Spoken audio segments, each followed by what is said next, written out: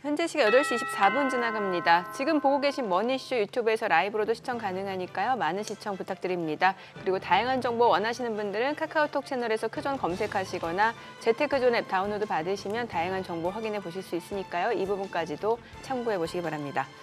뉴욕 증시는 연일 사상 최고치 행진을 이어가네요. S&P 500 계속해서 주요 IB 쪽에서는 상향 조정하고 있는 상황이고 국내 증시가 좀 소외되는 상황. 약간 속상하네요. 네. 예. 글쎄 골드만삭스 같은 IB들은 기술적으로 어차피 짚어지던 거 2,850 내지 2,860 근방을 계속 이렇게 콜하고 있는데 우리는 지금 당장 2,780을 갖다가 못 넘어서 하고 있는 네. 지금 이제 채 40포인트가 안 남았는데 오늘 좀 힘을 좀 내줄라는지 계속 박스권에 머물면서 그냥 종목 장세로 갈라는지 그런 상황이네요. 오늘 잘 됐습니다. 화요일 날 또 국내 한번 집중적으로 짚어볼 수 있는 날이 됐네요. 네, 오늘 예. 크로스 리서치 이재무 대표 함께합니다. 어서 오세요. 어서 오십시오. 네, 안녕하세요. 네. 그 뉴욕 증시는 좀 간단하게 좀 짚어볼까요? 네, 일단 분위기 엄청 좋습니다. 네. 방금 다 말씀해 주셨는데요. 종목들 대부분 다 올랐고 예. 지난주 제가 여기 나왔을 때 애플이 이제 그 개발자 회의하면서 주가 하루 빠졌다고 했는데 그 이후로 다시 쭉 올랐습니다. 네. 그래서 애플도 지금 분위기 좋고. 아니 주변에 지금 아이폰 16 사겠다는 사람들 굉장히 많아요. 네, 그 그러니까 16부터 애플 인텔리전스인 거죠? 이제 소위 말하는 온디바이스 AI 예. 기능이 이제 들어가는 거고 뒤에 다시 한번 말씀드릴 수 있을지 모르겠지만 요새 스마트폰이 안 팔린다고 하니까 네. 이 IT 기기 제조 업체들이 뭘 하나 더 붙여야 될 거 아니에요. 아, 그렇죠. 물건을 팔려면. 네. 그러면 뭐라도 하는 기능이 들어가줘야 되는데 이게 이제 온디바이스 AI가 생긴 거죠. 그래서 실제로 이제 그게 들어가서 얼마나 쓰이거나 얼마나 사용할지는 모르겠습니다. 그래도 일단은 새로운 기능이 들어갔으니 가격도 올릴 명분도 있고 예, 그렇게 되면 이제 좀 팔릴 만한 소비자들에게 혹할 만한 이야기들은 있으니까 그런 것들이 좀 아무래도 좀 소위 말하는 이제 먹히고 있는 것 같아요. 실제 아이폰 이제 16 시리즈가 아마 9월 정도 이제 출시가 될 겁니다. 네네. 과연 얼마 좀 개수가 팔릴지 한번 볼 필요 있을 것 같고 일단 갤럭시 S24가 세계 최초 온디바이스 AI 기능이 탑재된 폰이잖아요. 그렇죠. 잘 팔렸거든요. 삼성이 나름 재미를 봤잖아요. 네. 그러니까 애플도 분명히 그거를 이제 보고 있을 겁니다. 그래서 실제로 이제 나왔을 때 얼마나 팔릴지 이제 봐야 될 것 같고 일단 지금은 생각보다는 이제 개발자 회의 이후에 애플 분위기 좋았다는 거고 대부분의 대형주도 상당히 분위기 좋았고 어제 분위기 살짝 안 좋은 건 엔비디아인데 엔비디아는 올해 워낙에 안 좋았잖아요. 올해 워낙에 좋았잖아요. 그렇죠. 그 상태에서 약간 조정 온 건데 조정도 아닙니다. 0.68 정도 빠졌는데 이건 빠진 것도 아니죠. 그러게요. 예, 다른 종목들이 워낙에 좀 잘 가고 있으니까 상대적으로 수급이 좀 덜 왔다 이렇게 보면 될 것 같아요. 지금 뭐랄까요 브로드컴 같은 거 할 것 없이 저 AI 쪽 반도체 쪽 이쪽은 진짜 겁나게 올라갑니다. 거기 비해서 우리 쪽이 좀 반도체가 좀 올라는 갑니다만 조금 지금 요 AI 열풍에서 우리가 조금 부족한 게 뭐죠? 이재용 회장 또 미국 갔다 돌아오셨죠? 맞습니다. 네. 예, 특별한 발표는 없었나요? 특별한 이슈는 없었던 것 같고요. 없었던 것 네네. 같고. 네. 이미 기사화됐지만 대부분 예정돼 있던 또 시장에 익히 알려져 있던 그 전부터 알려져 있던 내용들이 나온 거 외에는 다시 특별한 건 없었고요. AI의 가장 이제 정점에 있는 기업들이 있고 예. 최근에 가장 핫한 기업이 그 엔비디아가 있는 예. 거고 우리가 그 아랫단의 밸류체인에 있는 거지 않습니까? 그러니까 저는 낙수 효과는 있을 거라고 봅니다. 낙수 효과. 예, 그러니까 우리나라 삼성전자, SK하이닉스 그 밑에 또 밸류체인에 있는 기업들 이제 실적으로 그걸 이제 증명해 보이면은 주가는 이제 갈 수 있다라고 보고 있고요. 이미 1분기 실적이 잘 나왔고 2분기도 지금 상당히 좋을 것 같고 반도체는 이제 그래도 업황 자체는 확실하게 이제 회복세를 지나서 이제 호황기로 가는 이제 분위기 있다는 느낌이 있거든요. 예. 그러면 사실은 이제 주가는 올라가 주는 게 맞을 것 같고 국내 이제 시총 그 상위 두 예. 개 기업이 가주면 국내 지수도 갈 수 있다 저는 이렇게 봅니다. 그래서 국내 지수도 갈수 지금 있다. 약간 글로벌 그 분위기 못 미쳐서 아쉽긴 해도 국내 증시도 이제 갈 것 같긴 합니다. 외국인 입장에서 우리 증시보다는 대만 증시가 더 매력적인가요? 사실 제가 이제 들은 거지만 외국인 입장에서는 한국이나 대만이나 그냥 반도체 나라이기 때문에 그러니까요. 그냥 삼성전자, 하이닉스를 하듯이 대만은 TSMC 사잖아요. 예. 근데 지금까지는 대만이 좀 더 TSMC가 훨씬 더 매력적이었죠. 그러니까 외국인 입장에서 보면 네네네. 그런가 봐요. 그리고 네. 사실은 뭐 삼성이 들었을 땐 기분 나쁠 수 있겠지만 TSMC는 이제 파운드리를 좀 잘하고 있고 삼성은 파운드리를 하지만 약간 밀려 있지 않습니까? 예. 그러니까 1등은 이제 TSMC였고 2등이 이제 삼성전자가 됐던 것 같고 D램 쪽에서도 HBM에서 1등이 하이닉스가 됐고 네. 예, 삼성전자가 2등이 됐죠. 그러니까 삼성이 왜 이렇게 됐는지 모르겠지만 지금 약간 밀려 있다 보니까 삼성전자 주가가 이제 안 가니까 지수가 네, 네. 아무래도 이제 힘이 없는 거고 사실 하이닉스는 그렇게 나쁜 건 아니거든요. 그러게요. 그러니까 삼성전자를 투자하고 있는 한국 주식을 지수를 투자하시는 분들은 답답하신 거죠, 약간. 예. 근데 간다, 그건 분명하다 이렇게 말씀드리고 싶어요. 테슬라가 오랜만에 또 급등을 했는데 이 테슬라 관련해서는 최근에 그 CEO 보좌관이 오히려 또 주가의 호재로 인식이 됐던 것 같고 네, 또 전기차 관련주들도 얘기를 좀 해봐야 될 것 같거든요. 네네. 예. 일단 뭐 테슬라는 뭐 계속적으로 전기차의 이제 가장 핵심 이제 기업이기 때문에 테슬라가 이제 하는 모든 것들이 다 이제 관심사인 것 같고 어제는 한 주가가 한 5% 정도 오른 것 같아요. 그러게요. 그래서 중국 쪽에서 이제 저 자율주행 쪽이죠. 저 관련돼서 뭔가 이제 승인이 났다라고 해서 FSD. 네네 아마 이제 그런 기대감이 있는 것 같고요.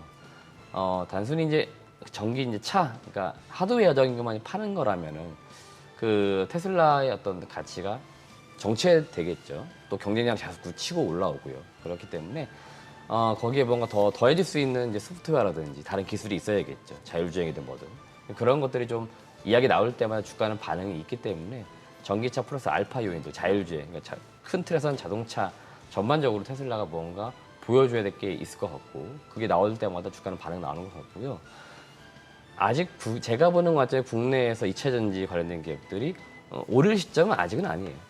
원래 대표님은 한 하반기 정도 돼야 네네. 조금 움직임이 있을 네, 거다 이렇게 제가 보셨잖아요. 얘기했던 건 빨라야 8월이거든요. 네네. 그러니까 하나의 모멘텀은 필요하다는 거고, 그 다음에 일반 이제 소비자 입장에서 우리가 생각해 봤을 때 차를 구매를 해야 되잖아요. 예. 그 이 비용 자체가 아직도 비싸다는 인식이 있잖아요. 네. 그 다음에 성능은 좀 내가 원하는 것보다 좀 떨어지는 인식이 있기 때문에 일반 소비자 입장에서 아직 구매를 이렇게 덥석하지 않는다는 거죠.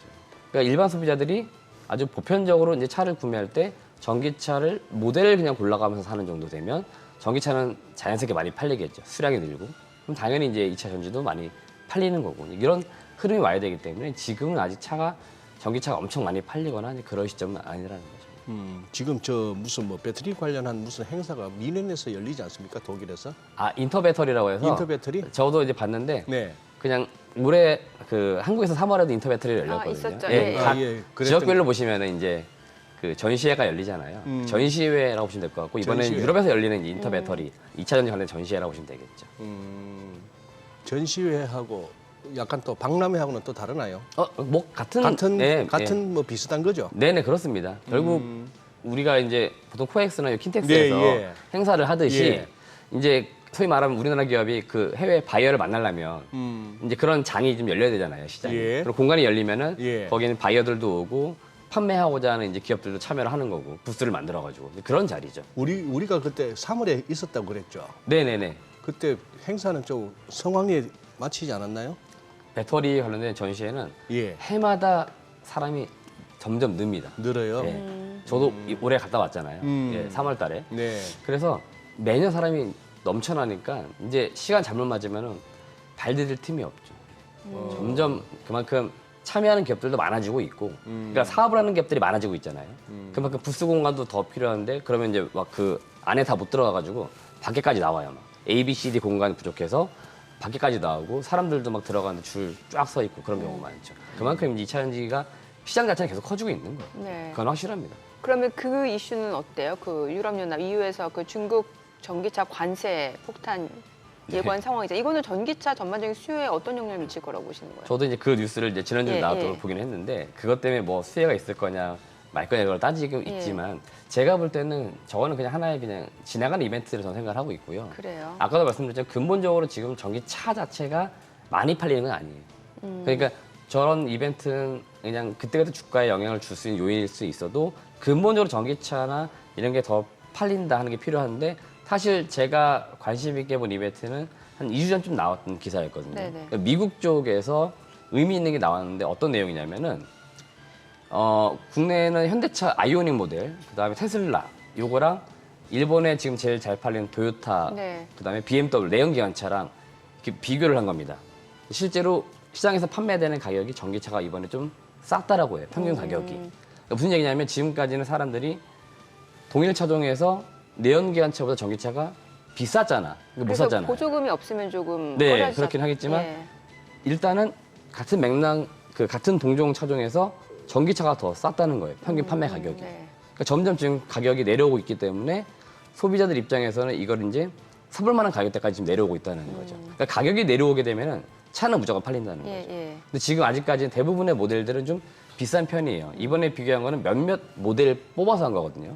그러니까 지금 전기차 모델도 많진 않잖아요. 예. 하반기에 지금 기아 같은 경우 EV3라고 3천만 원대 차가 나오거든요. 네. 이런 차들이 계속 나와주면 모델이 많아지면 소비자들의 선택은 더 넓어질 거고 그럼 자연스럽게 내연기관이 아닌 전기차를 이제 구매하는 사람 늘어날 거라고 보시면 되는 거고 전기차 주행 거리도 상당히 사람들이 그 불만이 있잖아요. 그렇죠. 이번에 그 나온 거 보면은 저 350마일 이상, 그러니까 우리나라로 치면 한 번 충전해가지고 560km 이상 갈 수 있는 지금 전기차 나오면 미국인 입장에서 사겠다는 거예요. 네. 근데 이번에 그 기준 잡은 게 300마일 이상이었어요. 예. 480km 갈 겁니다. 그러니까 그 정도 되는 차량이 비교했기 때문에 사람들이 만족도가 또 있었다는 거죠. 그리고 지금 미국 기준으로 5만 달러, 6,900만 원 미만이면 나는 충분히 전기차를 살 거야. 저거 보스팅 컨설팅 그룹에서 조사한 자료입니다. 그렇기 때문에 지금 일반인들이 저 세 가지만 충족이 되면 난 전기차를 적극 구매하겠다는 의사가 있어요. 근데 지금 가까워지고 있다는 거죠. 점점 기술적으로도. 그래서 그게 가능해지면은 제가 볼 때는 전기차는 좀 팔릴 거고 그거를 사실 시장에서 많이 말하는 게 25년도 요즘입니다. 사실 25년도에 많이 팔릴 거다. 26년도 이렇게. 네. 그러니까 캐즘을 넘어가는 구간이 거기라는 거예요. 캐즘. 예. 일시적 수요 둔화가 25, 26년 되면 다시 이제 소비가 살아나면서 그 풀릴 기존의 거라는 내연기관차 쪽인 독일 쪽 브랜드에서 네네네. 이런 하이브리드 뭐 순수 전기차 계속해서 조금 많이 나온다라고 하면 오히려 네. 수요도 더 늘어날 수도 있겠네요. 그렇죠. 그러니까 모델 수는 점점 늘어날 거예요. 아마 네. 테슬라도 그렇고 그 BMW인가 다른 네. 스텔란티스입니다. 스텔란티스에서도 3천만 원대 차량을 앞으로 내놓겠다고 이야기하고 있어요. 그러니까 그 정도면 일반 소비자가 구매하는데 부담이 좀 덜하다는 거죠. 네네. 지금 저 대표님 설명을 들으면서 저는 이렇게 자동차주 한번 이렇게 두루두루 한번 살펴봤거든요. 미국의 제너럴 모터스 한번 보고 주가 추이를 도요타 일본에 한번 보고 독일에서는 벤츠란다 BMW랑 폭스바겐 보고 네네. 했는데 다들이 이 자동차주가 바깥에서는 전부 이렇게 흘러내리고 있는데 우리 지금 현대차하고 기아는 지금 날아가잖아요. 네네. 현대차 이거 무슨 일 냅니까 이거? 요새 뉴스 흐름도 굉장히 많아요. 인도로 IPO를 하네. 네네. 뭐 수소 트럭이 뭐 짱짱하네. 네네. 음. 저는 개인적으로 이제 현대차나 이제 기아가 주가가 좀 고공행진을 하고 있잖아요. 네네. 개인적으로 기분은 좋습니다. 예. 그리고 현대차, 기아 주가 이렇게 많이 올랐는데 되게 재밌는 건 현대차, 기아 주가 비싸다라고 얘기를 안 해요. 오. 잘 들어보시면 이렇게 많이 올랐는데도 네. 비싸다는 얘기를 안 합니다. 예. 더 간다는 의견이 굉장히 많아요. 예. 저는 거기에도 동의하는 편입니다. 어. 왜냐하면 그동안 너무 눌려 있었습니다. 사실 너무 눌려 현대 있었다. 기아가 제가 뭐 작년 말쯤 했을 때 1년 전입니다. 요맘때쯤 나온 게 뭐냐면 이제 차 팔 만큼 다 팔았다. 그래서 이제 실적 피크아웃 얘기 나와가지고 하반기 쭉 빠졌었습니다.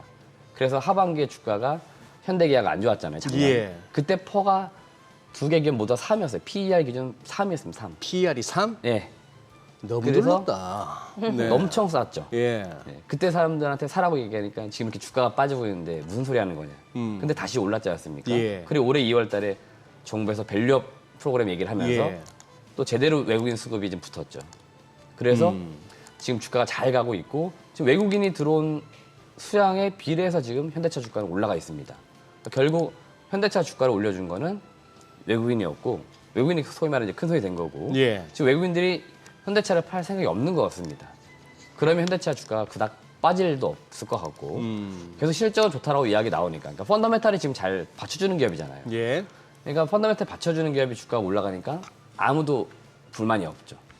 네, 그래서 저는 개인적으로 현대차 같은 기업들이 좀 더 나와줘야 되는데 뭐 인도의 뭐 IPO에서 뭐 시총 가치가 얼마나 올라가고 이런 것들은 제가 볼 때는 모멘텀인 것 같고 모멘텀이고. 기본 펀더한테 된다는 겁니다. 현대차, 기아는 지금 실적이 나와주기 때문에 그래서 지금 이 주가가 더 견고할 거고 더 올라갈 수 있다라고 개인적으로 보고 있기 때문에 지금 보유하시는 분들은 좀 계속 보유를 했으면 좋겠습니다. 어. 네. 지금 이번에 인도법인 IPO라는 게 조금 디테일하게 들어갔을 때 어떤 식이에요? 그냥 새롭게 주식을 발행하는 겁니까 거기서? 그럼 기본적 상장이라고 하는 것들은 주식을 발행하는 예, 거고, 예. 그다음에 현대차가 그 법인의 지분을 가지고 있을 거 아닙니까? 갖고 있을 거 결국에는 아니에요. 이제 네. 지분 가치가 얘기되는 거고, 지분 가치. 그러면 현대차의 인도법인에 대한 지분 비중은 낮아지겠네요 그러면?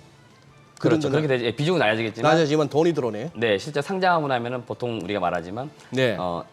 A라는 기업이 B라는 기업을 가지고 있는데 이 B라는 기업이 상장하면 그 기업의 가치가 얼마 되니까 A가 몇 프로 가지고 있으니까 그만큼 지분 가치 얘기하는 거잖아요. 예. 그게 사실 이야기되는 거고, 그렇게 따졌을 때 어제 그 증권가 나온 의견을 들어보니까 대략 10조 이상의 그 가치는 더 있다는 거죠. 10조 현대차. 이상은? 그러니까 그래서 주가가 좀 세게 나왔던 거고, 재밌는 건 사실은 자동차 부품주가 이제 같이 올라갔잖아요. 아, 예. 예. 사실 부품주는 올라갈 이슈는 아니죠, 사실은. 현대차, 기아의 본인들의 이슈지 밑에 있는 기업들이 가지고 있는 건 아니잖아요. 다만 인도 시장이 또 크지 않습니까? 예. 그렇죠. 그러니까 사실은 더 먼 미래를 봤을 때는 현대차, 기아가 인도 시장을 좀 장악을 해 나가면 당연히 그 아랫단에 있는 기업들도 같이 낙수 효과를 보는 거니까 그 관점에 어제 사실은 좀 비슷하게 오른 것 같습니다. 네. 근데 제가 볼 때는 그냥 오버라는 거죠. 아.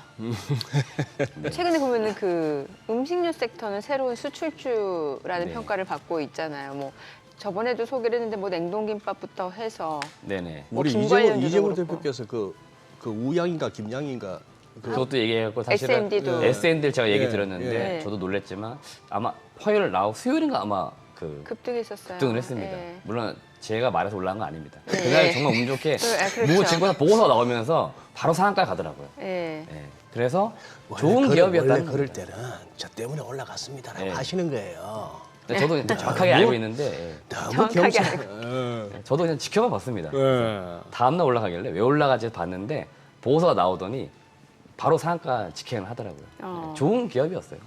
예, 실적도 잘 나오고. 그래서 저는 요새 기분 좋은 게 뭐냐면 증시에서 실적주들 주가가 좋아요. 아. 그러니까 펀더멘탈 이야기하는 종목들이 주가가 가고 있거든요. 요새. 그러니까 이게 단순히 테마가 아니라는 네네네네. 거죠. 예. 그러니까 올라갈 기업이 올라가니까 아무도 불만 없거든요.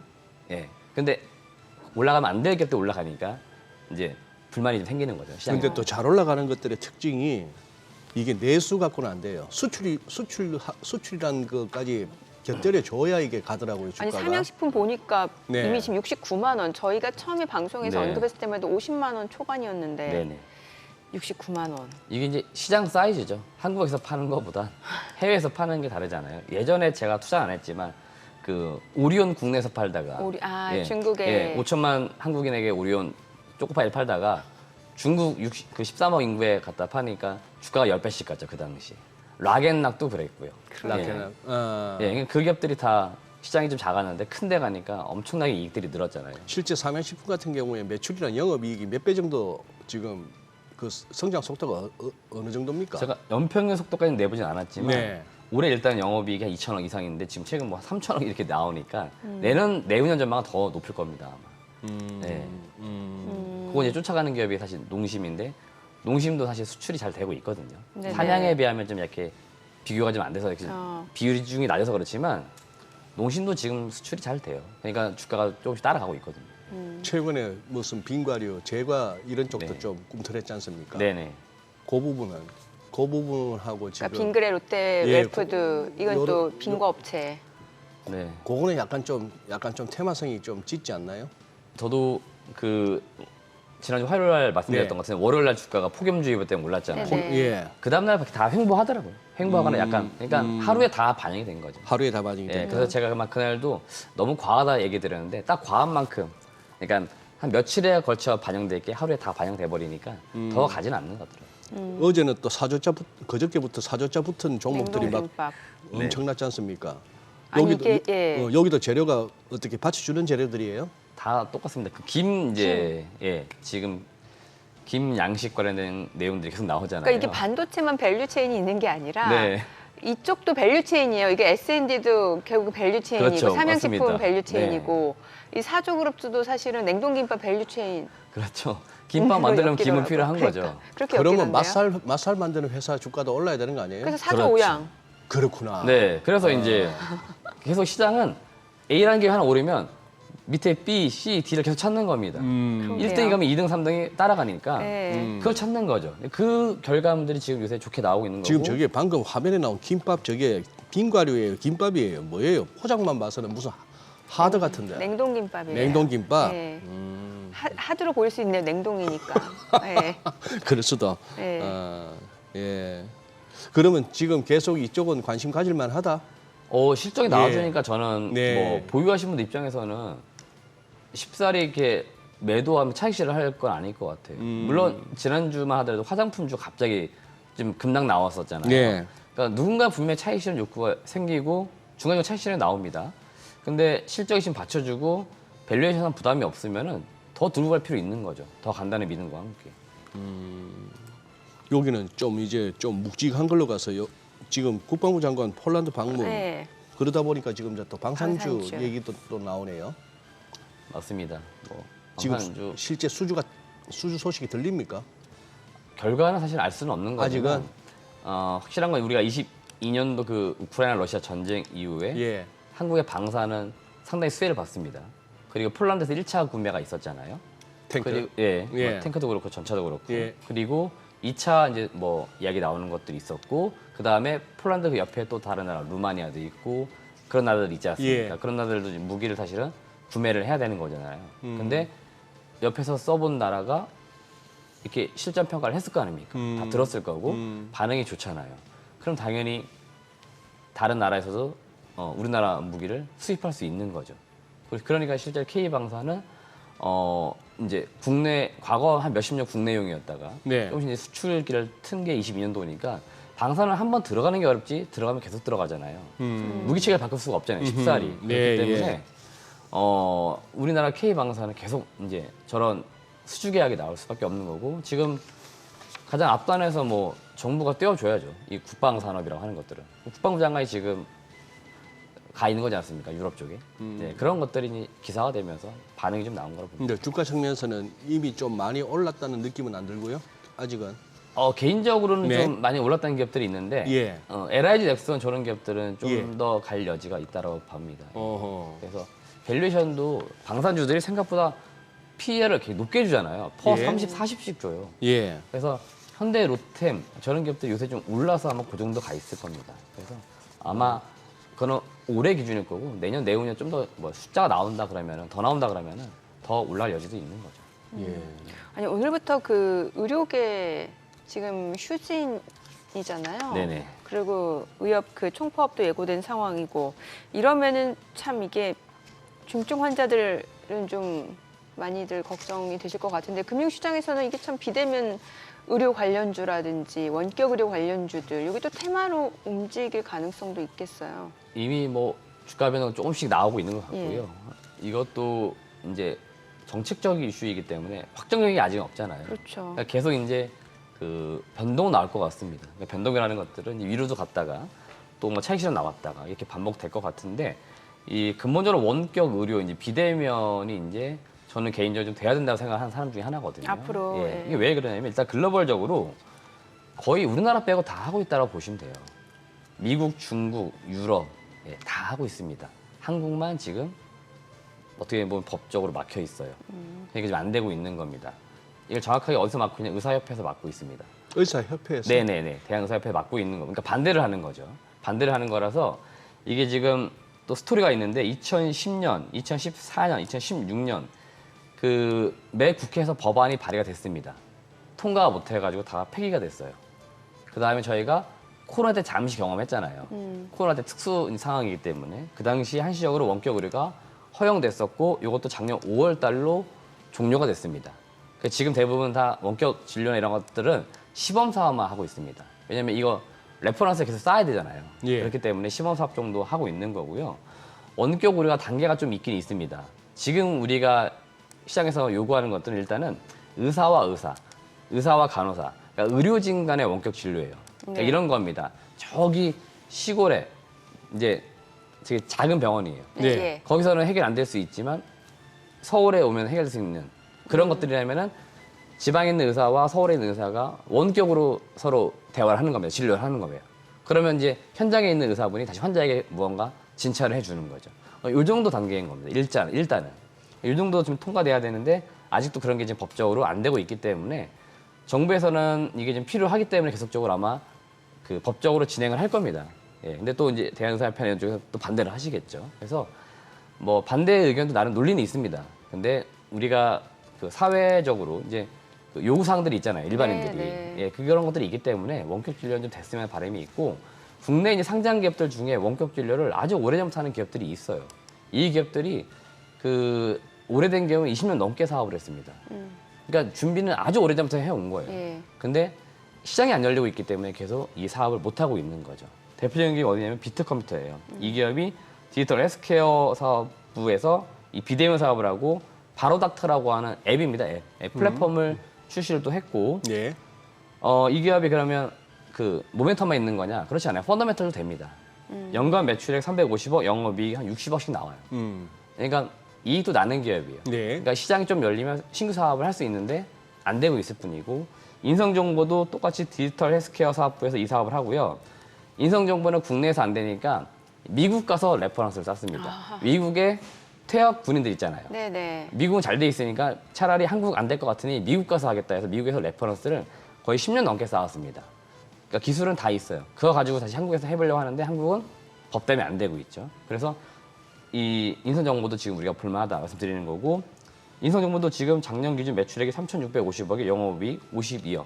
영업이익 다 나는 그 의료기기, 그 비대면적 솔루션 가지고 있는 소프트웨어 업체들입니다. 그러니까 이런 기업들이 저는 좀 시장이 형성되면서 사업적으로 좀 더 커야 된다라고 의견을 좀 드리는 거라서 비대면 진료가 좀 됐으면 하는 바람을 갖고 있다 말씀드립니다. 지방이나 시골 다니다 보면 진짜 그 병원 찾아보기가 어렵고 그러다 보니 뭐 또 병원도 어쨌거나 운영은 돼야 되니까 사람 없는데 병원이 있을 수는 없는 거고 그럼 이제 원격 진료 저건 어떤 시대적으로 피할 수 없는 상황인데 지금 대표님 보시기에 그 의협에서 원격 진료를 반대하는 제일 큰 이유는 뭡니까? 사실 그거죠. 이 환자의 생명과 직결될 수 있기 때문에 뭐 안 된다는 건 하지만 그 내면에는 결국에는 또 돈이 안 돼서 그런 거 아닙니까? 그렇죠. 밥그릇 싸움이라고도 봅니다. 예. 그렇기 때문에 뭐 반대하는 건 뭐 명확하지만 예, 일반 사회적 공감대는 또 있잖아요. 그 제도라든지 무언가 이루어졌을 때 그 편리성이라든지 그 효율성이 있지 않습니까? 그런 것 때문에 비대면 진료가 돼야 된다고 얘기 드렸던 거고 그 와중에 이제 사업하는 기업들이 있으니 요 기업들 위주로 그 공부해 보셔도 재미가 있습니다. 네. 뭐 그런 이슈에 대해서는 저희 다음 프로그램 있잖아요. 직설에서. 직설해서 아마 우리는 심층적으로 다루지 않을까 싶네요. 우리는 직설까지는 하지 말고 그냥 네, 막 이제 주가가 금융 오를까요, 내릴까요, 영업이 그 될까요, 정도. 안 될까요, 이 정도나 네. 그냥 막 자, 지금 시각 장사치스럽게. 네, 8시 52분 지나갑니다. 오늘 양시장 호가 상황 좀 체크해 보도록 하겠습니다. 먼저 코스피 예상 체결 지수부터 확인해 보도록 하죠. 오늘 0.5% 상승 예상되고요. 예상 체결 지수는 2,758포인트, 코스닥 약보합 출발 예상됩니다. 예상 체결 지수는 857포인트입니다. 시가총액 상위 종목 예상 체결가 보도록 하겠습니다. 오늘 삼성전자가 1.5% 상승 예상되고요. 호가는 79,300원, SK하이닉스 0.2% 소폭 오름세가 예상되고요. 예상 체결가는 22만 3,500원이죠. LG 에너지솔루션이 0.4% 상승 예상되고요. 현대차 어제 많이 올랐었죠. 오늘 0.9% 추가적인 상승세가 이어질 걸로 보입니다. 호가는 28만 1,000원이고요. 삼성 바이오로직스도 0.2% 소폭 상승 예상됩니다. 기아 오늘 0.7% 상승 예상되네요. 지금 호가는 13만 원으로 집계가 됩니다.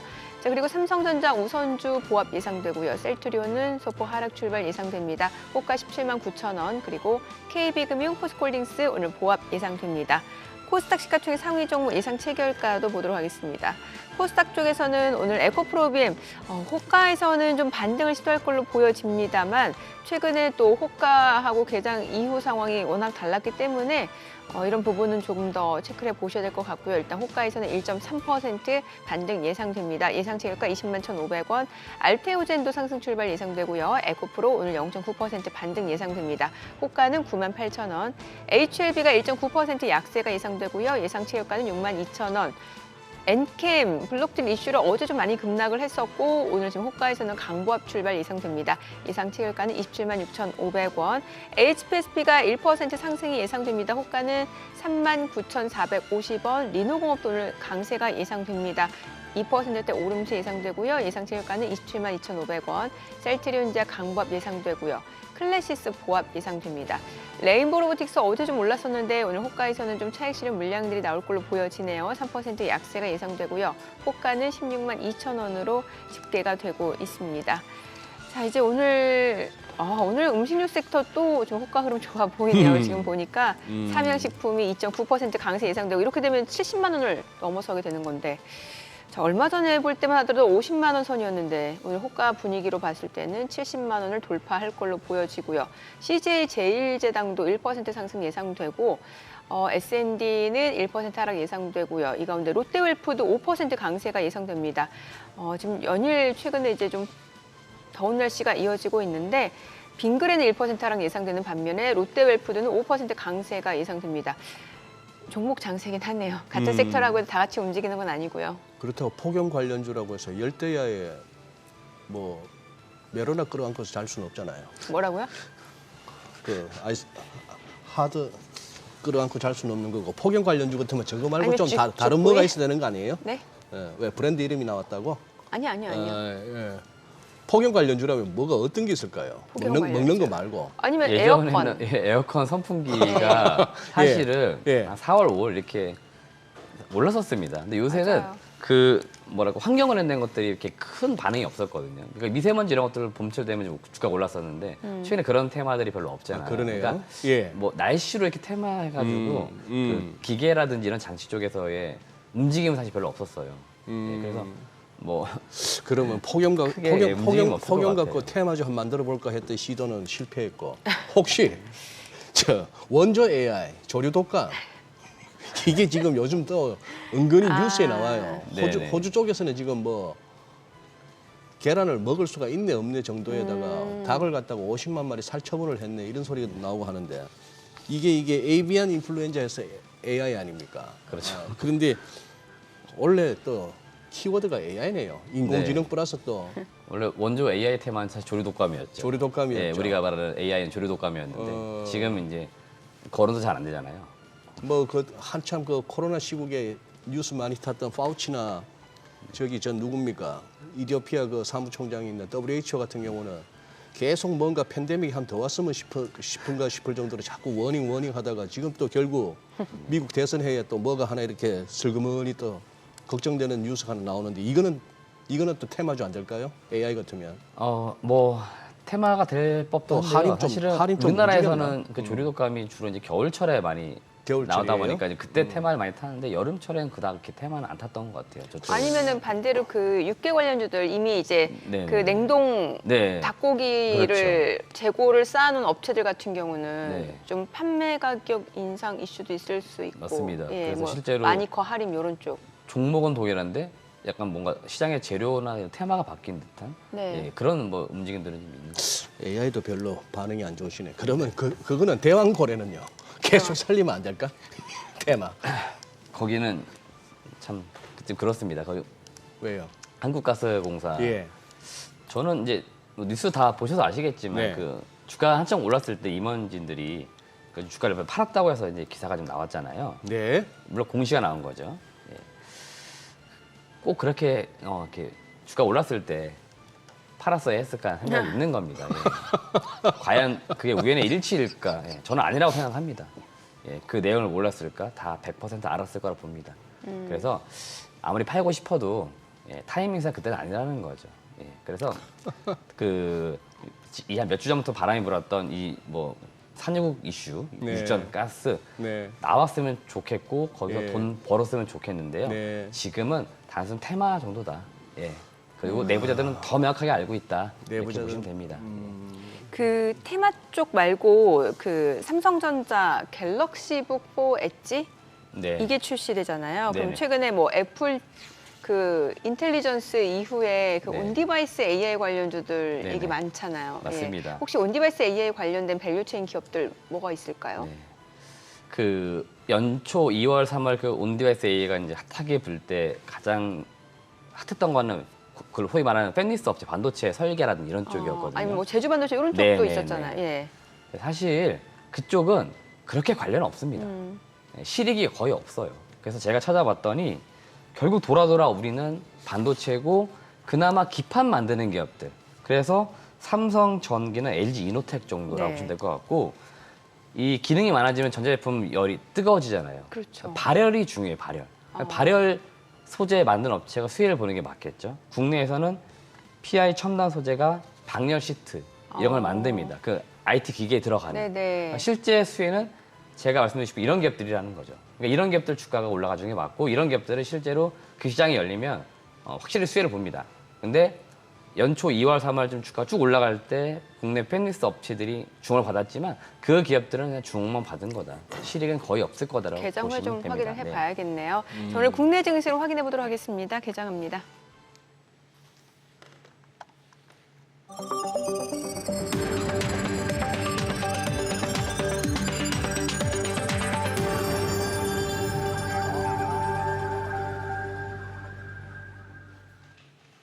네, 6월 18일 화요일 국내 증시 개장했습니다. 간밤 뉴욕 증시, 나스닥, S&P 500은 또다시 사상 최고치를 이어갔습니다. 주요 IB 쪽에서도 S&P 500 목표치를 지금 연내 목표치를 상향 조정하고 있는 상황이고요.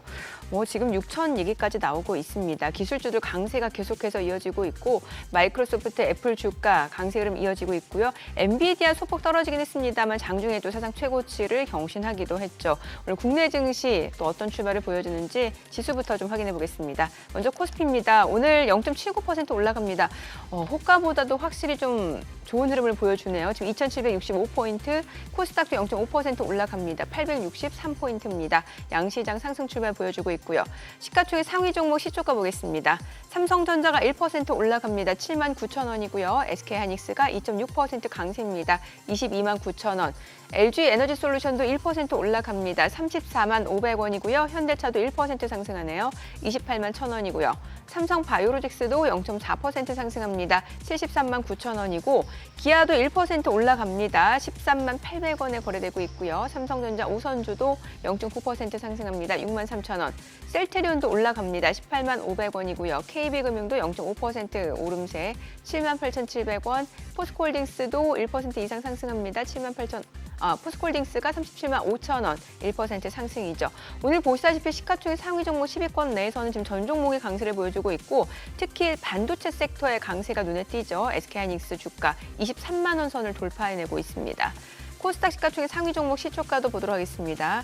코스닥 쪽에서는 에코프로비엠 오늘 반등 보여줍니다. 굉장히 오랜만이죠. 지금 보게 되면 7거래일 만에 반등을 보여줍니다. 골드만삭스 창구를 통해서도 매수 주문 좀 들어옵니다. 1% 올라가고요. 20만 1,500원 선이네요. 지금 20만 원 선이 좀 붕괴됐으니까 또 저가 매수세가 좀 유입되고 있는 것으로 보여지고요. 알테오제는 강보합권으로 26만 8,000원, 에코프로 오늘 1.8% 반등 보여줍니다. 98,900원이고 HLB도 0.4% 상승합니다. 63,500원. 엔캠 오늘 0.3% 반등 보여주네요. 27만 6,500원이고 HPSP가 1.6% 상승합니다. 39,600원. 리노공업도 2.4% 강세네요. 27만 3,000원. 셀트리온제약도 소폭 올라갑니다. 93,100원 선이고요. 레인보우 로보틱스 소폭 올라갑니다. 16만 8,300원. 클래시스는 좀 떨어지네요. 5만 300원에 거래되고 있습니다. 오늘 반도체 쪽 흐름 좋은데요. 시장에서 강세를 보여주는 섹터 종목들 좀 확인을 해보도록 할게요. 오늘 역시나 H뱅 관련주들 좋습니다. DIT가 10% 급등합니다. 26,300원이고요. 이오테크닉스도 2.5% 올라가고요. SK하이닉스 보셨고 STI도 2% 상승 중이고 한미반도체도 1.8% 올라갑니다. 18만 3,500원이고요. MK전자도 오름세고요. 그 밖에 윈팩도 3% 강세고 제우스, KC텍, PSK홀딩스 지금 강세고요. QRT, 워트까지도 1% 이상 올라갑니다. 오늘 H뱅 관련주들 일제히 상승세 보여주고 있는 상황이고요. 육계 관련주 올라갑니다. 닭고기 관련주죠. 마니커 FNG가 13% 급등합니다. 4,940원, 마니커도 3.5% 상승 중이고요. 하림도 1.6% 올라갑니다. 3,645원이고요. 푸드나무, 체리브로도 지금 상승세 이어지고 있는 상황이고 팜스토리도 1% 이상 올라갑니다. 1,713원에 거래되고 있고요. 동우 팜투 테이블도 1% 이상 올라갑니다. 오늘 6개 관련주들 오름세가 이어지고 있습니다. 지금 뭐 조류 독감 소식이 이어지고 있는데 기본적으로 이제 6개 관련주들 좀 가격이 인상될 수도 있다라는 좀 기대감이 반영이 되면서 좀 움직임이 이어지는 것 같습니다. 자, 그리고 유리기판 관련주들 오늘 좋네요. JNTC가 8% 강세입니다. 23,950원이고요. YC캠도 3% 이상 올라갑니다. 27,700원. SKC도 1% 올라갑니다. 194,400원이고요. 필옵틱스도 0.68% 올라가고요. HB테크놀로지 2.6% 상승하면서 3,485원이죠. 삼성전기도 오늘 상승 중입니다. 유리기판 관련주, HBM 관련주, 6개 관련주들 올라가고요. 자율주행차 관련주도 올라갑니다. 뭐 지금 아무래도 이제 테슬라 같은 경우는 중국 쪽에서 FSD 승인 소식이 전해지고 있고 또 자율주행 관련주들도 그 소식에 힘입어서 지금 강세를 보여주는 것 같습니다. 라이콤이 지금 15% 급등하고요. 라닉스도 6% 강세입니다. 모바일 어플라이언스도 지금 8% 올라갑니다. 3,085원. 그리고 코리아 FT도 오름세고요. 라이콤 15% 급등, 모트렉스도 3.8% 강세, 13,720원에 거래되고 있고요. 슈어 소프트테크가 6% 강세고요. 스마트 레이더 시스템도 5% 이상 올라갑니다. 퓨런티어까지도 4% 강세 보여주고 있는 상황이고요. 오늘 자율주행 관련주들도 흐름 좋습니다. 수상 관련주 또 올라갑니다. 사조그룹주죠. 사조시푸드가 9% 강세입니다. 7,230원이고요. 사조대림 4% 올라갑니다. 76,000원 선이고 사조산업, 사조오양, 한성기업까지도 지금 강세 흐름 이어지고 있습니다. 최근에 냉동김밥 수출 모멘텀과 관련해서 뭐 김관련주들한지 이런 종목들이 강세를 보여주고 있는데 오늘도 오름세 이어지고 있습니다만 상승 탄력은 좀 많이 줄어든 모습이죠. 지금 시각 9시 5분 지나갑니다. 수급 상황 좀 체크해 보도록 하겠습니다. 오늘 유가증권 시장에서는 개인 투자자 순매수 보여줍니다. 226억 원 순매수고 외국인과 기관이 각각 94억 원, 121억 원 매도 우위. 코스닥 쪽도 개인 투자자 95억 원 매수 우위고요. 외국인과 기관은 각각 49억 원, 17억 원 순매도를 나타내고 있습니다. 환율 좀 체크해 보도록 하겠습니다. 오늘 외환시장 개장 상황입니다. 달러 환율은 2원 하락한 1,379원 20전에 개장이 됐습니다. 환율 오늘 좀 떨어지네요. 예. 네. 환율 떨어지고 우리도 지금 뭐 미국장, 특히 유럽장에 이제 눈길이 가는데 어제 프랑스가 방송 중에는 말씀을 안 드렸지만 네. 정민의 제가 차트 보여드렸죠. 네. 프랑스가 오늘은 반등 나올 위치다 네네. 그렇게 했는데 지금 또 그런 상황이 될 만한 또 뉴스가 있네요. 어떤 뉴스가 있나요? 예.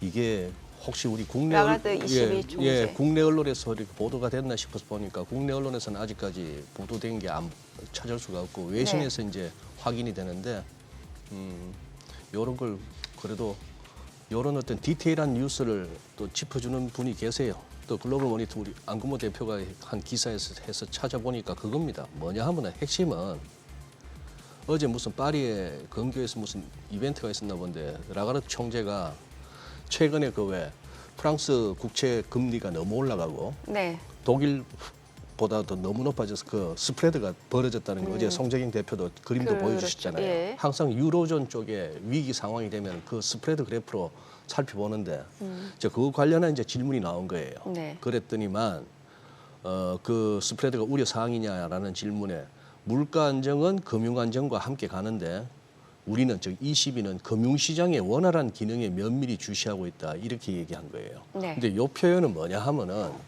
결국 이제 외신들이 한 몇 군데서 보도를 했는데 시장을 보고 있다는 얘기예요. ECB가 보고 있다는 얘기인데 요게 이제 뭐하고 대비가 되나 하면 2020년 그때 3월달에 코로나 터져갖고 시장이 막 발작을 일으킬 때 그때도 막 이탈리아 국채 금리가 막 폭등을 하고 하니까 예. 그거 관련해서 또 질문이 왔을 때 이거 좀 유명한 얘기입니다. 기자들이 물었을 때 라가르드 총재가 약간 짜증스럽게 그래 스프레드 줄이라고 우리가 여기 일하는 거 아니다 이런 식으로 대답을 해버렸어요. 우리가 뭐 ECB가 뭐 그런 일일이 그럴 때마다 뭐 이태리 국채나 사주고 이런 거냐 하는 투로 들린 거예요. 네네. 그러면서 시장 혼란이 더 가중되다 보니까 결국은 막 또 국채 막 사는 양적 완화에 허겁지겁 나서고 했는데 그때 비하면 요번 거는 또 며칠 전하고 톤이 달라진 거죠. 그러니 ECB도 뭐도 지금 보면은 느낌은 저는 그렇습니다. 멀리는 2008년, 가까이는 2020년부터 전 세계 중앙은행들이 연준을 필두로 해서 위기 때마다 막 돈 풀고 금리 낮추고 하는 걸로 덮어 왔는데 네. 뭔가 자꾸 이렇게 삐걱거리는 상황이 됐을 때 이번에는 우리 뭐 그런 거 신경 안 쓸래, 우리 본연의 임무만 할래 했다가는 그동안의 그 십수년의 노력이 다 수포로 돌아가니까 또 그렇게밖에 할 수 없는 것 같아요. 또 돈 풀겠네요, 유럽이. 그러면 뭐 돈 풀리면 이거저거 다 올라가는 거죠, 뭐. 그럼 자산 가격 상승이 좀 예고될 네. 수밖에 없는 네. 상황이긴 하네요. 그런 것 같아요. 예, 네. 그래서 이제 프랑스 증시도 좀 상승을 보여줬고, 예. 그리고 시장이 흔들리니까 그 마린 르펜, 네, 그 이제 국민연합, 그 이제 프랑스의 좀 오른쪽이라고 하는 이번에 압승한 그쪽에 그 여성 지도자죠, 당수도 살짝 톤이 바뀌네요.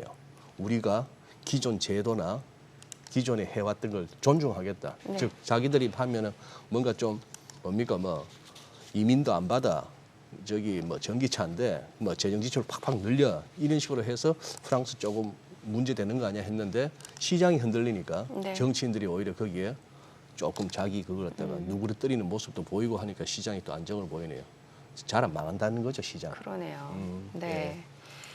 이재문 대표님 기업 탐방 다녀오셨죠? 네, 맞습니다. 네, 어디 다녀오셨나요? 저 이번에 다녀온 기업은 이제 파이넴텍이라고 하는 기업이고, 파이넴텍. 예, 이 기업은 제가 이제 작년에도 다녀와서 한번 네. 소개시켜드렸고, 작년에 들었던 것 같은데. 네네. 예. 이제 올해 제가 다시 한번 간 이유가 이제 7월달에 삼성전자가 이제 언팩 행사를 합니다. 7월 10일 날. 예. 그러니까 폴더블 스마트폰 6번째 시리즈를 내놔요. 예. 그래서 제가 이제 그거 나오기 전에 한번 그 동향 체크 때문에 다녀왔고요. 일단 동사는 내장 힌지라고 하는 이제 부품을 만들어 공급을 합니다. 그쪽 회사였지. 네네. 맞아. 그래서 예. 그 디스플레이 보시면 그 안에 들어가는 거예요. 그래서 실제로 여러분들이 스마트폰 보셨을 때는 외관에서 보이진 않는 부품이죠. 접었다 폈다는 그 안에 있는 네, 그 힌지, 네, 힌지. 네, 네. 그래서 네. 그냥 경첩이라고 생각하시면 돼요. 경첩. 이렇게. 예, 그래서 그걸 만드는 업체인 거고요. 동세가 이제 디스플레이, 삼성 디스플레이 갖다 주면 삼성 디스플레이에서 최종 디스플레이를 만들어 가지고 삼성전자에 납품하듯이 예. 이렇게 밸류체인이 구성되어 있고, 삼성 디스플레이는 삼성전자에만 납품하는 게 아닙니다. 중국의 오포, 비보, 샤오미에도 납품을 해요. 그래서 최근에 파이넴텍도 1분기 실적이 전년 대비 약간 올라왔는데, 예. 최근에 기사 같은 거 보시면 아시겠지만 중국 업체들 폴더블 스마트폰이 좀 잘 팔리고 있어요. 어허. 그러니까 중국 업체들이 잘 팔린다는 거는 삼성전자에게는 경쟁이지만 밑에 있는 부품사들에게는 또 수혜가 될 수 있습니다. 그래서 파이낸텍이 지금 그 수혜를 일단 보고 있다라고 보시면 되겠고, 올해 삼성전자가 시장에 이제 판매하겠다는 출하량 목표치가 한 대략 1,000만 대 되는 것 같아요. 작년에 대략 이 정도 팔았거든요. 그러니까 올해도 이 정도는 이제 판매할 거다라고 보시면 될 것 같고, 보통 부품사들은 AS 물량이 있기 때문에 판매량이 한 10%는 더 만듭니다. 그러니까 매출은 10% 더 나오겠죠. 실제로 그렇게 보시면 될 것 같고요. 올해 이제 기대해야 될 포인트를 말씀드리겠는데, 외장 힌지라고 하는 것도 올해 공급을 합니다. 외장 힌지는 원래 국내 KH바텍이 절대 강자예요. 근데 예. 이 파이넴텍이 이원화에 이제 성공을 한 거죠. 그래서 올해부터 들어가는데, 정확하게는 23년도 12월 달에 고객사로부터 승인을 받았습니다. 이제 납품을 해도 돼. 근데 작년 12월이니까 전 시리즈죠. 5번째 시리즈. 이거 지나간 물량이기 때문에 물량이 많지 않을 것 같아서 납품 안 했고, 올해 이제 6번째 새로운 제품 나올 때 납품하겠다라고 해가지고 생산할 것으로 보이고요. 그 클램쉘 타입이라 해가지고 여러분들 그 펼쳤을 때 이제 약간 이렇게 조개 모양 형태의 네. 제트 플립 형태라고 하죠. 요거에 이제 동사가 납품을 합니다. 그래서 동사는 외장 힌지는 요 제트 플립 형태의 납품할 거다라고 보시면 되겠고, 추가적으로 지금 무선 이어폰이나 와치 이런 쪽에도 외장 힌지가 들어가는데, 이런 쪽에도 동사가 공급을 시작을 했습니다. 그래서 외장 힌지 매출이 올해 좀 나올 거다라고 보시면 되겠고요. 향후 중장기적 성장성을 저는 전기차 그 부품 쪽에 이제 있다라고 보고 있는데요. EV 모듈 하우징이라는 사업을 합니다. 이거는 전기차 배터리 기구 부품이라고 부르는데요. 엔드 플레이트라는 제품이고, 배터리 셀을 고정하고 외부 충격으로부터 보호하는 그냥 전기차 배터리를 만드는 데 있어서 부품이라고 보시면 될 것 같아요. 이게 좀 시작이 됐습니다. 그래서 지금 공장이 잘 돌아가고 있고, 월 30억씩 지금 매출이 나와요. 그래서 연간으로 올해 360억 이상 나올 것 같고, 주요 고객사는 삼성 SDI 쪽인 것 같은데요. 이쪽에서는 전기차 시장 뭐 수요도나 이런 것들 때문에 부품에 대한 수요가 적을 것 같지만 지금 오히려 재촉을 받고 있습니다. 공장을 빨리빨리 지었으면 좋겠다. 그래서 실제로 예. 지금 3공장을 베트남에 짓고 있고요. 예. 올해 3분기 정도면 이 3공장 완공이 됩니다. 그러면 3공장도 가동이 되기 시작하면서 매출이 더 늘어날 것 같고 중장기적 계획으로 올해 매출에 한 550억, 내년도 1,200억, 내후년도 1,800억 이렇게 목표를 좀 잡고 있습니다. 매출에 대한 목표를. 그래서 지금 기존에 작년에 3천억대 매출이었는데 새롭게 EV 전기차 쪽에서 부품 사업이 잘 성장하면서 매출이 늘어날 거다라고 보시면 될 것 같습니다. 올해 일단 연간 실적은 매출액은 한 5,500억 정도, 영업이익은 350억 정도 전망이 되고 있고요. 좀 끊어서 말씀드리면 내장 힌지는 한 4,650억, 외장 힌지는 300억, EV 전기차 부품은 올해 한 550억 이런 식으로 또 나눠져 있으니까 올해 매출액은 전년보다 확실하게 또 늘 거다라고 좀 보시면 될 것 같습니다. 그래요. 예. 네. 혹시 추가로 또 다녀오신 기업 가운데서 좀 첨부해줄 내용 있으면 알려주세요. 네, 최근에 그 셀바이오텍이 주가가 네. 좀 약간 올라오고 있는데 뭐 어제 일부 또 기사가 나왔습니다. 보니까 그 중국 쪽에 이제 진출한 소식이 나오고 있습니다. 뭐 갑자기 나온 건 아니고요. 이제 셀바이오텍이 글로벌적으로 한 50개 국가에 그 유산균 수출을 합니다. 근데 중국 쪽은 워낙에 이제 단가가 잘 안 맞죠. 셀바이오텍 제품 자체가 네. 국내에서 약간 비싼 제품이에요. 사실 중국 같은 경우에는 이 비싼 제품이 잘 안 팔리겠죠. 좀 싼 게 더 많이 팔리겠죠. 그러다 보니까 진출 안 했었는데 이제 중국도 어느 정도 시장이 좀 형성되고 있는 것 같습니다. 그래서 중국 시장을 좀 타진하기 위해서 뭐 좀 시도를 하겠다 이런 뉴스가 어제 나온 것 같고 그러다 보니까 최근에 좀 주가가 강하게 반응을 하고 있다라고 보시면 될 것 같습니다. 네. 셀바이오텍이 이거 한 2013년부터 한 2년 동안 엄청나게 시세가 한번 났다가 이렇게 거의 원위쳤는데 그때 뭐가 있었습니까? 글쎄요, 그때는 저도 정확하게 이제 팔로우하지 않아서 네. 모르겠지만 네. 근래에는 이제 동사가 그 유산균 판매가 잘 되고 있어요. 본업은 잘 되고 있고 추가적으로 이제 그 약물 전달 기술을 가지고 있거든요. 네. 결국 유산균이 이제 장까지 잘 보내는 거지 않습니까? 네, 네. 그래서 그 대장암 치료제 PP-8이라고 하는 파이프라인이 승인을 받아야 되는데 한 3년간 못 받다가 올 3월에 승인을 받았죠. 그것도 지금 잘 되고 있거든요. 그래서 올해 한 10월부터는 실제 환자에 이제 투약할 거거든요. 그래서 임상에 대한 모멘텀도 있으니까 본업에 건기식이니까 여기서 돈 벌어서 다른 쪽의 성장성을 좀 가져가려고 한다라고 보시면 될 것 같아요. 네. 오늘 내용 잘 예. 들었습니다. 고맙습니다. 예, 감사합니다. 네. 저희 방송 중에 전해드린 내용과 관련해서 더 다양한 정보 원하시는 분들은 카카오톡 채널에서 크존 검색하시거나 재테크존 앱 다운로드 받으시면 다양한 정보 확인해 보실 수 있으니까요. 참고해 보시기 바랍니다. 최근 외국인 관심 있게 보는 리포트 확인해 보겠습니다.